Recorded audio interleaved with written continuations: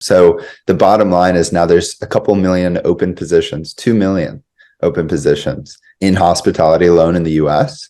That number keeps increasing. And then the turnover rate is over 140%. So when you're looking at housekeeping, you have 10 housekeepers on staff, 10 of them will leave within that year, and 4 of their replacements leave within the same year. All right, Micah, why don't we start off with, what problem are you trying to solve with Talos? For sure. So I have background in the hospitality industry and was speaking with a bunch of management and alumni in the industry who, had really run operations. And what I heard was that labor is the biggest issue in the industry. It's become a crisis right now. And when I started or was having those conversations back in the day, there were a huge amount of open positions, and then COVID came around and exacerbated that problem. So the bottom line is now there's a couple million open positions, 2 million open positions in hospitality alone in the US. That number keeps increasing, and then the turnover rate is over 140%. So when you're looking at housekeeping, you have 10 housekeepers on staff, 10 of them will leave within that year, and 4 of their replacements leave within the same year. So really the problem at hand here has been attracting and retaining staff and reducing injuries, to help support that. And then in addition to that, with these operators, they can't fulfill the potential. They might not even be able to sell all the rooms they have because they can't keep up with that demand based on, staffing. Yeah. And I've had the same conversations ever since the pandemic. It's interesting that you were having those conversations before the pandemic. Yeah. It's been, I started the company now around 7 years ago, and that was still considered, people would say it's not a labor shortage, it's a labor crisis, even back then. Yeah. And I don't think it's going away. Yeah, if you look at the data, it's only gotten worse, and then the past years has really exacerbated it. So, people are starting to shift. It could be that when you look at the average age of a housekeeper specifically, it's 60 years old in the US.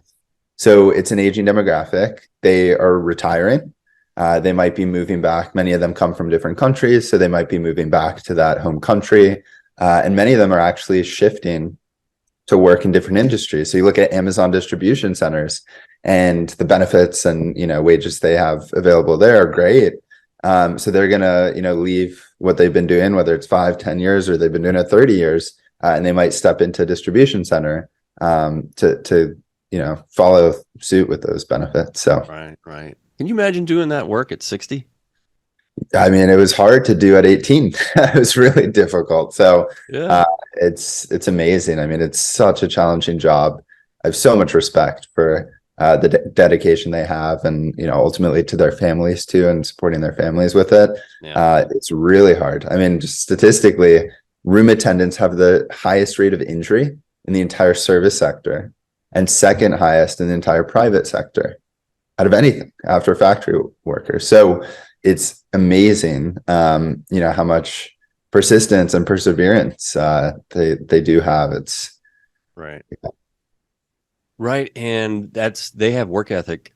And, from what I understand, moving over to an Amazon warehouse job's no cakewalk. So yeah, they can move right over there, and they're used to it. So the competition is rough for hotels. Yeah, no, 100%. In terms of, I've heard stories even that if they pay, 50 cents or $1 more an hour, that person's going to go to their property, and it makes sense, right, from a financial standpoint. So it's it's been a shift, I'd say. And then they also don't want their kids doing this job necessarily, is what I've heard from certain room attendants we've worked with. So I think there's this shift, there's this societal shift, and you see it here in housekeeping. It's, I think, one of the biggest examples. You see it in the trucking industry, you see it in different industries where it's not a matter of, even like when you look at robotics as creating efficiencies, it's how do you even get the job done, and how do you create that work environment and hopefully help improve that quality of life, make their lives easier, take that load off, to help retain that staff. And that, I think, is the core of it. Yeah. So when I first saw your product, I thought Roomba, but Yeah. I know there's so much more to it. So how do you describe your product? Yeah, 100%. And you're not the only one to say that. And I'll lay you off the hook this time. So conceptually, yes, it's, robotic vacuuming. And of course, the Roomba is a great example of that for the consumer marketplace. So when you look at commercial, whether it's hotels, we've also expanded now into multifamily, we've expanded into senior living, airports, office buildings, stadiums, you name it, our robots can clean it. So we had this commercial focus because of these problems with the labor market. And with that in mind, there was a totally different baseline of what you had to look at, what the requirements were for these industries. So first of all, I was like, yeah, wait a minute, why aren't they using Roombas? And after I talked to owners, they said it took way too long. It could take up to an hour to clean your standard hotel room, whereas our robot now takes 6 to 10 minutes to clean that room. So it's a magnitude of difference in terms of efficiencies. Yeah. Something else is that the actual cleanliness and the suction you're getting from a Roomba, it's more of a sweeper. It's a quarter as powerful as your standard plug-in vacuum that they use today. And then when you look at our robot, it cleans better. It gets better suction. It does a better job than the industry standard Windsor sensor vacuum that they're using today. Durability is also important. They said they tried Roombas, the batteries melted within a couple of weeks, parts would break off, motors would burn out. So it's a great consumer product, but it's designed to be used once, twice, maybe a few times a week. Our robot's meant to be used, 10 to 20 times a day, 8-hour shifts every single day for years. So that we've really redesigned that in terms of the motors. The computer is 100 times more powerful. When you look at the actual components, and how we've designed it, it's built for durability and modularity to service those parts.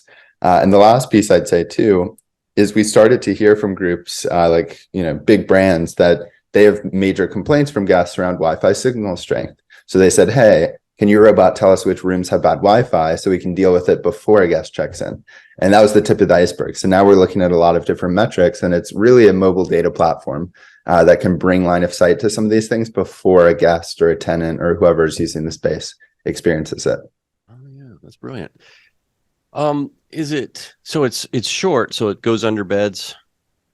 Yep. And how do you get it up and running? Like, how long does it take to get up and running? Because it's got to. How does that work? Scan the area, whether it's a room or a conference room. Someone's got to set it up, and it's got to scan where it's going to go, especially around corners and that kind of thing. Explain that bit. Yeah, so something that I'm super excited about that the team built is around this idea of press play and walk away. And what we mean by that is you don't have to, in most robotics, it takes weeks. It took us 6 weeks to map out one property once. It's way too long, way too much effort and pain for both sides. So then we went to floor plans. Floor plans aren't super accurate. So then we created this infrastructure on the software side where now the robot will map from scratch and build that out from scratch and figure out the optimal path based on that. So there's no manual mapping. There's no QR codes you need to set up, no beacons, anything like that. You literally just take the robot out of the box, press the play button, and then it's generating the map while it's cleaning, which is very unique. So it's actually easier to set up than a Roomba, even though it's meant for the commercial space. Are the housekeepers taken to it, or hotels management? I mean, it's not a threat or anything, right? Are they happy to see it? Yeah, no, for sure. So look, it's been a journey. We've spent a lot of time on R&D and now have a really stable, strong product that's scaling that we launched last year. So we iterated a lot on the feedback based on reliability, based on user experience. That's what I just mentioned around drop shippability, and using it out of the box was one of the big pieces of feedback we got. But then, in terms of deployments now, we have a lot of good feedback. Room attendants feel better at the end of the day, less pain in their wrists and shoulders. I even had one back in the day run up to me and hug me and say, I feel so much better. I can spend more time with my grandkids and I feel better doing it. So it's things like that are really powerful to hear, knowing there's you're really impacting someone's life, even if in a small way, it has that domino effect. So, and then I think the biggest thing is how do you make that user experience as seamless as possible? So that's where all they have to do is hit a play button. That's something they really like. It's very simple for them. And then the big thing now is how do you transport the robots more seamlessly? So we've created a dolly, we've created different kind of tools or accessories that we provide where then, it streamlines their ability to move it from room to room. So that's something we hear. And then just, messaging, I think, is important. This is change management. So there's challenges in any technology, whether it's, software tools, or hardware like this, and being able to create this new SOP around this. But now we've really nailed that, and we have certain partners too who help us, spread that messaging internally within, their organization. Battery life. I mean, do you just charge it overnight? What's that look like? Yeah. So what's cool is it's really modular. So each robot comes with 3 battery packs. So it's like your cordless power drill where you can just swap those out. So each battery pack could last anywhere from 5 to 10 rooms, and then just depending on the size and furniture and whatnot. And you have 3, right? So that could mean that you're anywhere from 15 to 30 rooms. Typically I'd say up to like 20, which is usually more than enough, based on the typical flow. And then the robots are used in public spaces too. So you could drop it in a hallway. It uses that battery. You could actually drop multiple robots working together to clean bigger spaces, and then you move them to the next space and swap out the batteries. And you're spending a few minutes on something that typically can take hours, or 30 minutes to an hour, for example. So with that, they just have to charge it overnight, and there's no real disruption. You just swap out the battery packs pretty seamlessly. Yeah. Are customers buying or leasing, or what's that look like? Yeah, so we do a lease model because it's more OpEx. It's kind of focused around that idea of this is working with the room attendants, and how do you make it, how can you show that ROI as quickly as possible? So yeah, people love the lease model. Sometimes in different verticals outside of hospitality, you'll see people wanting to purchase and purchasing the units with like a very small software subscription attached, but the lease is the primary model. Okay.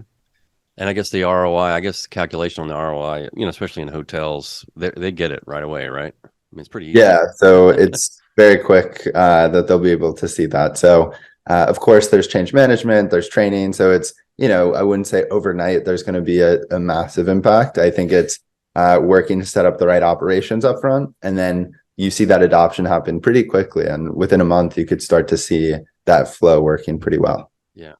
All right, wrapping up. I saw you were in the Omni, like in London, I think. So you're international, and you're in multiple brands and whatnot, right?